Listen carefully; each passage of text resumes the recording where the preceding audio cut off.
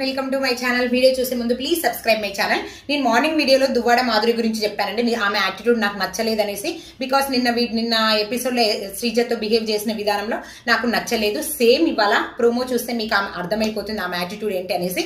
ఆమె పొలిటీషియన్ అయినంత మాత్రాన ఆమెకు భయపడాలని రూల్ లేదు. కళ్యాణ్ అండ్ దివ్య మాత్రం ఇచ్చి పడేసారండి. నిజంగా ఆమెకు గట్టి సమాధానం అయితే ఇచ్చిండ్రు. ప్రోమోలో చూసిన వరకు మనకు అర్థమవుతుంది. కూర్చోని కళ్యాణ్ మర్యాదగా చెప్తాడు, నువ్వు కూర్చో అంటే కూర్చోవాలా అనేసి అంటుంది.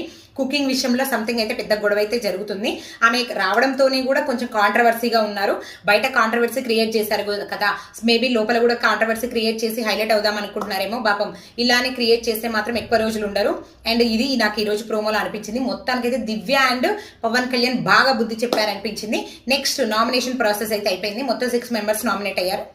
Bharani, Divya and Tanuja and Ramu Rathod, Suman Shetty and ఇంకొకరు డెమాన్ పవన్ అండి. మొత్తం 6 మెంబర్స్ నామినేట్ అయిపోయారు.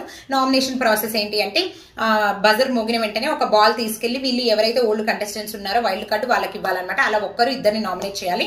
అండ్ వైల్డ్ కార్డ్స్ ఇద్దరిట్లో ఒకరిని సేవ్ చేసి ఒకరు నామినేట్ చేస్తారనమాట. అలా మొత్తం అయితే 6 మెంబర్స్ నామినేట్ అయ్యారనమాట. Thank you for watching.